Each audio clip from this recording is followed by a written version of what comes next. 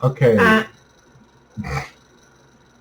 okay, so we are going to be talking about the new episode of Chucky.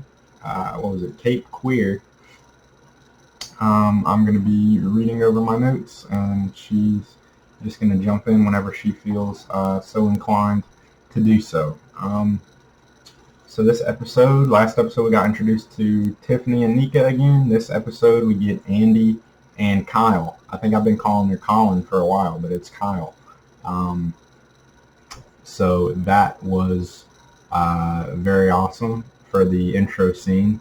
Let's see, but before that, just a little neat nugget here. We had Tiffany. Nugget. We had Tiffany's narration over the recap of what happened, and it wasn't just previously on Child's Play or Chucky. She actually like kind of added a little bit of extra over it, which I liked. Me too. So then we get Andy and Kyle back. They're going. What are they posing as? What was it they're posing as? Census people. You get the woke line from Kyle in there. You gotta have representation these days, which we have it. We have it. Chet, Kyle, you're right. We got it. But yeah, so it was funny. Seeing Andy, he's obviously a bit more traumatized and a bit more wound up by this shit than Kyle. So Kyle's trying to play it cool in there, and Andy's just trying to cut to the fucking chase, like, where's the fucking doll, pretty much, you know? Mm-hmm. And as soon as the doll comes out, she was saying, I think she was like, no, he's not going to do it right there, but Andy don't fucking play anymore, you know? He just fucking, as soon as the girl came out holding the doll, he gets up and starts grabbing the gun from his back, and I was like, he's gonna... Right in the little girl's arms, just puts a fucking... Because Chucky at that point, he stops playing pretend, because he knows, he knows it's Andy, and Andy doesn't fuck around anymore, because I was thinking about this, I don't know why, but I guess all the dolls, they all have the same... Do they all have the same thought connection? I don't know. I guess because they're the same soul. I mean, I don't know. It just gets a little confusing, but yeah. I would assume that they're the same. Yeah. But it was fucking fight or flight for Chucky in that moment, and he chose fight, and Andy chose fight as well, and just put a bullet between them. I love that. And then the shot with Kyle and Andy as well with their big old hand cannons just fucking blowing rounds in Chucky in front of this fucking family was just hilarious. Then I assumed that they just dipped because it showed them in the car. So what would you even think if some random people came in your house posing as census, shot about 15 rounds of bullets into your kid's favorite doll, the doll's bleeding, and then they speed away? Like, what do you even tell the fucking police? People came in here and just shot my daughter's doll. And that's what they said. They're like, "Man, we can get away with it because who's gonna believe that story?" Or like, really, just it's gonna be so fucking weird. So yeah, they got away with it. And you get the line from Kyle. She says, "Thank you for your cooperation." And you get the line from Chucky too. That you've heard countless times at this point, I'm sure, because this doll's been fucking trying to kill Andy for going on 30 years now. I'm pretty sure. Yells, "Fuck you, Andy," before he gets his blown to bits. Absolutely loved it. And then you get a little bit of talking from Kyle and Andy in the car. A little bit of character building between them, which I think is, important because, these characters are, iconic, I guess, at this point. So it's kind of, to a degree, just enough just to kind of have them there and do shit. But I like that they still kind of had a little bit of, character building between them. Although, I will say, I don't think, I like Andy because he's iconic to the series, right? But and it's the original actor as an adult now, which is cool, but I don't think that he's a very good actor. I don't think he's aged well, which is... He was a better actor when he was a child. Yes, which is very weird. I thought he absolutely killed it when he was younger. Mm-hmm. For a kid, the crying scenes and things that he did were great. But as an adult, I guess it's either one, he doesn't have to try because, he's going to get a paycheck anyway because he's, iconic for the series, so he's just there to do it, or they're going to have him in there just for that. But I've looked at his IMDb. I can't remember what the the actor's name is right now. Vincent. Something. Alex Vincent? Yeah, Alex Vincent. But he hasn't, I don't think he's really done anything major since Child's Play. I think he even took a big break in acting, I had heard. So, but yeah, he's pretty stiff with some of his delivery. But then again, some people are just like that with the way that they talk as well. So, but yeah, he doesn't really put anything too extra in there. Oh, and there was a line between Kyle and Andy in the car that I didn't like, to be honest, where Andy tells Kyle, he's like, let's just say murder isn't the worst thing that Chucky can do to you. I'm really not a fan of stuff like that in TV shows or movies because, again, it's something for the audience to say. That sounds cool. If you're Kyle and you're sitting there, but what the fuck does that mean? I need to know. Yeah, what the fuck? But the reason they do that is because you don't want to repeat information, waste time repeating information that the audience already knows. But sometimes shows do it, and I appreciate it when they do it because it feels more real. I thought it was supposed to be like a stab at his, at him, like saying that Chucky, he didn't kill him or his mom, but I mean, he ruined both their lives, Yeah, true. Yeah. So, and then we jump to a scene at the school where the teacher gets arrested, which was on very loose evidence that they're convicting her with. Purely speculation, which in real life isn't legal. Yeah, but I mean, we need the story to move forward, so it's kind of a show you can't take too terribly seriously. So, like my mouth isn't always in the shot, it might make it hard to understand me. So we get some more scenes with Tiffany and Nika, which I do like, as I've said before. Nika's performance as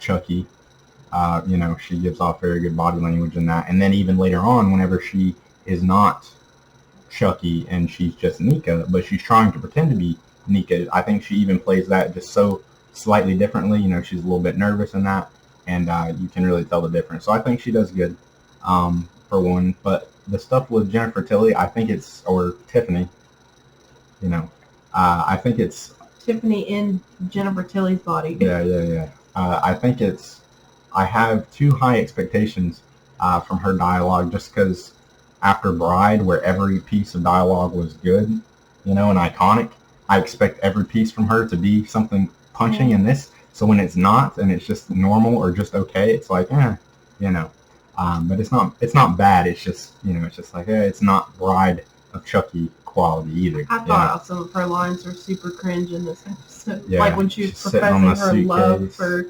Nika. We'll get to that. Yeah, that's, woke TV. What a surprise. Okay, so we do get some lines that call back to Bride in this, though, which is nice, I guess. It'd be nice to have some new iconic dialogue, but you can always rely on the old stuff. So whenever her and Chucky or Nika, it's actually, if you didn't know, I don't think I mentioned this in the last review, I think she told me Nika is playing her dad with stuff. Fiona Dourif is playing Chucky, young Chucky. Yeah, so yeah, why would you hire anybody else? Because she looks like him and does well too. So yeah, that's interesting there. But yeah, we get a true classic never goes out of style unless you're a hardcore fan like we are and you've really watched the movies over and over. You probably wouldn't pick up on that. But yeah, and then the car, I believe this car was just seen in Cult at the very end when they drive up. You're not even going to talk about that quote? What quote? A true classic never goes out of style? From both. I mean, it was the old man selling them the cars saying that the car, he was saying a true classic never goes out of style. But in Bride, Chucky says it after, so they kill the, what was his name? The chief of police. Mm-hmm. They kill him with the airbag and the nails in Bride. And, Tiffany starts talking about the whole Martha Stewart thing. You improvise, and they're trying to be unique with their kill and stuff. But then later in the movie, he's not dead. He's actually was just, I don't know, in shock and KO'd. I don't know. But he gets out of the box, and she's like, kill him, Chucky, kill him, kill him, kill him. So he just grabs a knife and just starts stabbing him or whatever.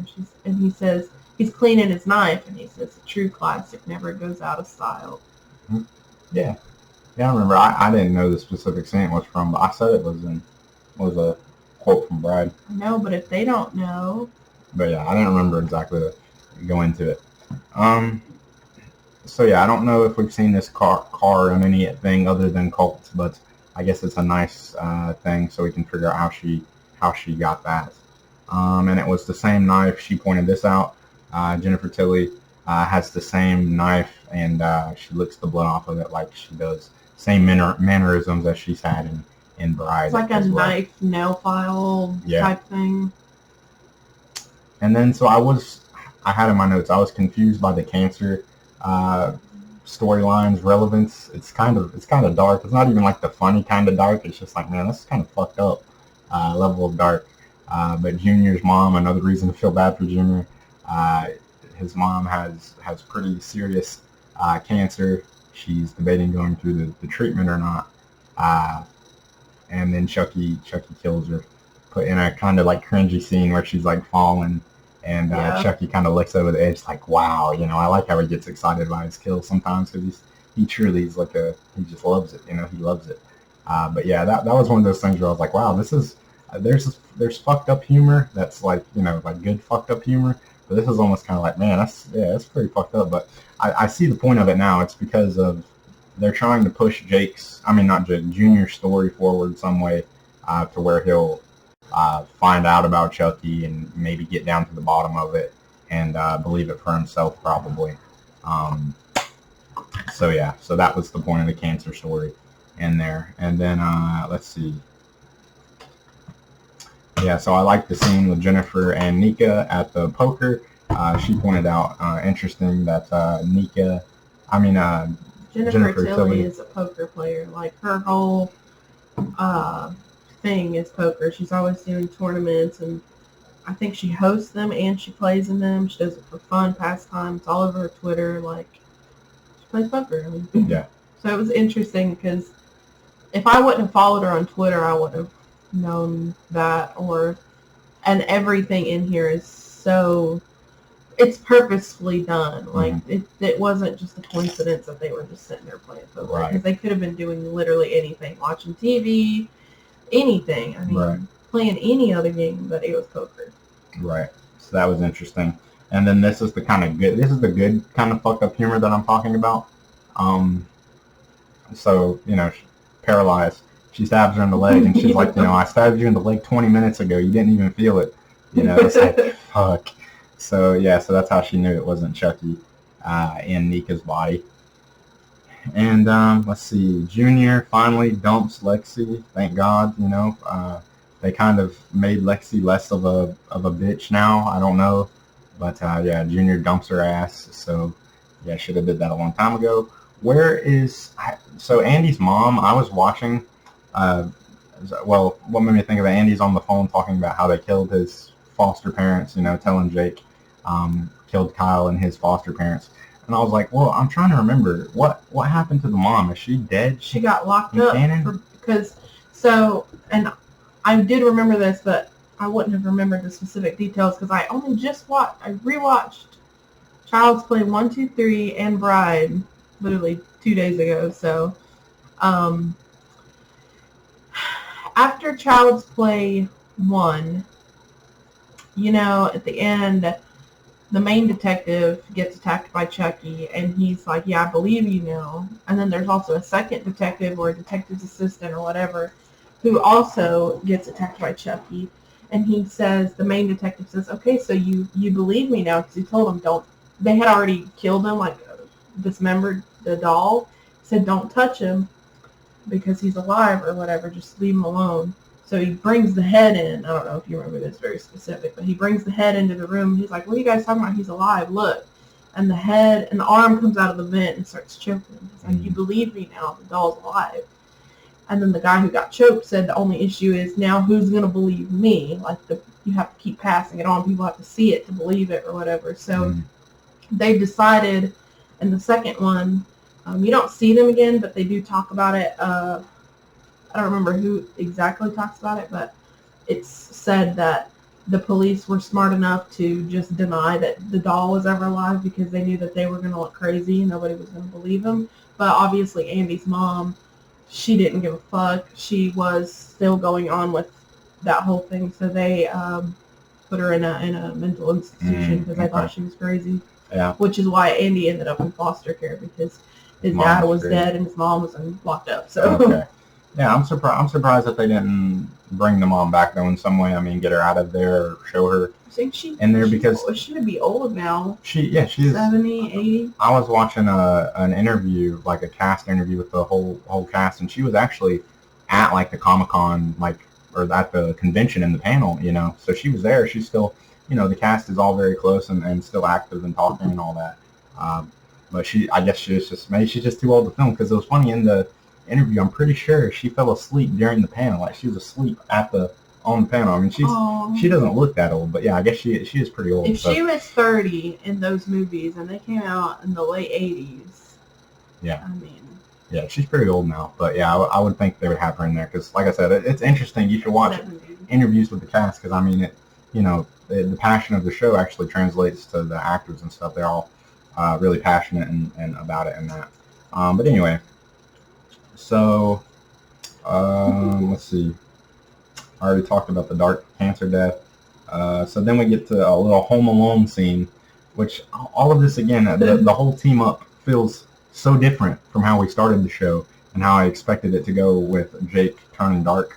But I was hoping that we would... It's not over yet. Right, it's not over yet. But I was hoping that we would go with maybe Lexi is like an inside for Chucky, to keep her within her character of being a real dark bitch. So this scene that we had with Lexi, what I thought would have been cool is if we didn't see that scene and then Lexi turns on Jake or something, or somebody else, and kills him.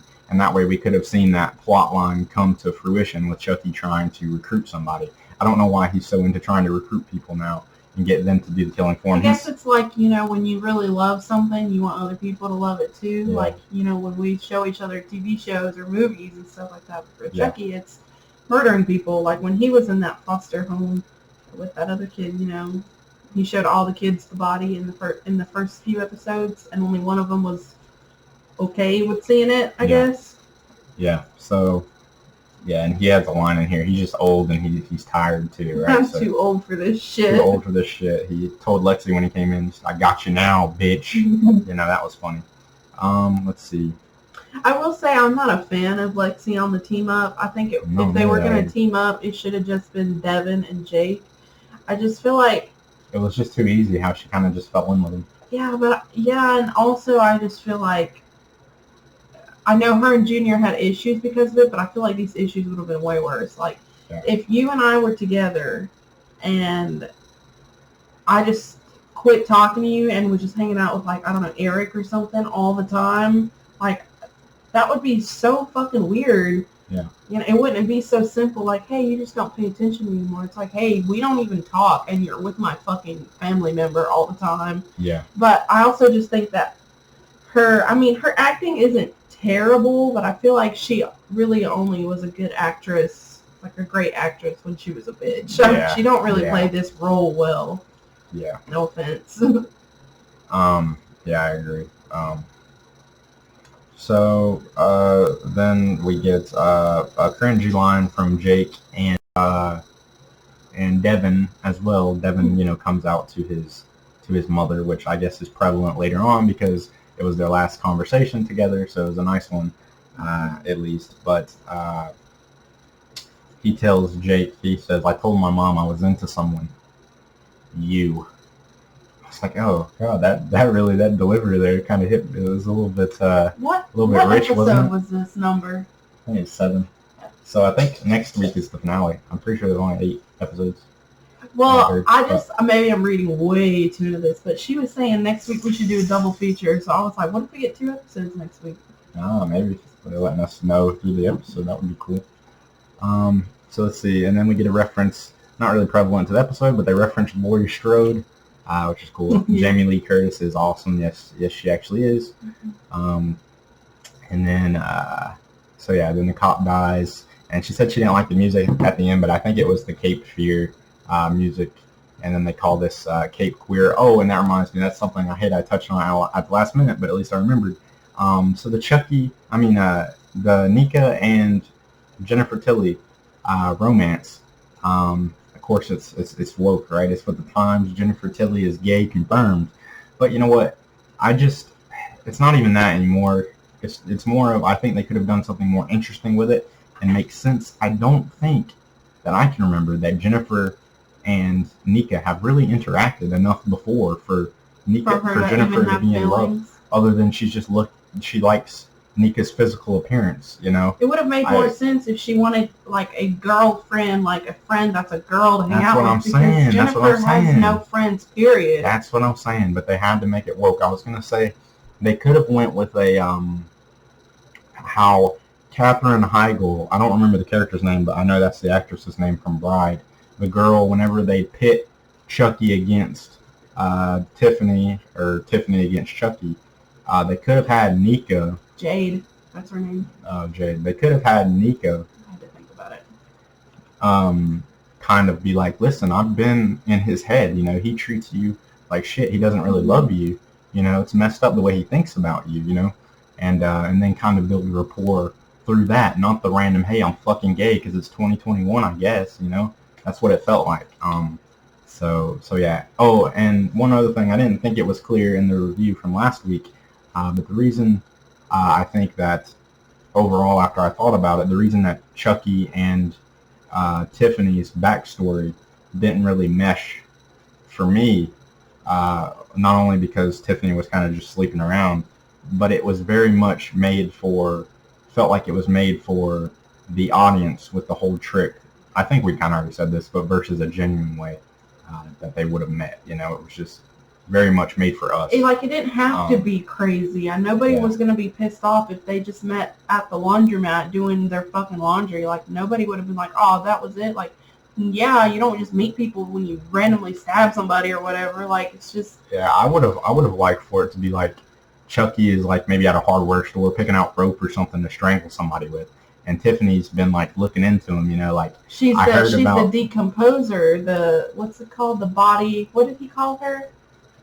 Where she gets rid of the bodies. Yeah. So she could have been getting something like fucking trash bags and bleach and they bump into each other at the checkout, and it's like, oh, what the fuck, you know, something like that would have felt more, I don't know, organic, I guess. Oh, and also we see Chucky looking at the voodoo book, which is cool, because like I said, I want to see how he started to get into voodoo, so we got a little snippet of that. So all this stuff, I guess, is about to converge. Kyle and Andy are on their way, and then Tiffany and Nika are just fucking chilling out in a hotel. I don't know how they're going to get involved, but they are unhacking. They're in a house now. Oh, she bought Chucky's old house. Yeah. Or Chucky's parents' family, old house, whatever. Yeah, so it's going to be interesting to see how all this converges for the finale. I think next week it'll be, yeah, let's see. I think that's all I have pretty much. Is there anything else that you want to add for this one? Oh, well, if next week's the finale, and if we don't get 2 episodes, they've pretty much gone through and has made a canon reference to each movie in the past. You know, Andy in the first one, we've got Kyle in the second one, his military experience in the third one, Bride, made a little jab at Seed, talking about his son, obviously Kirsten Colt.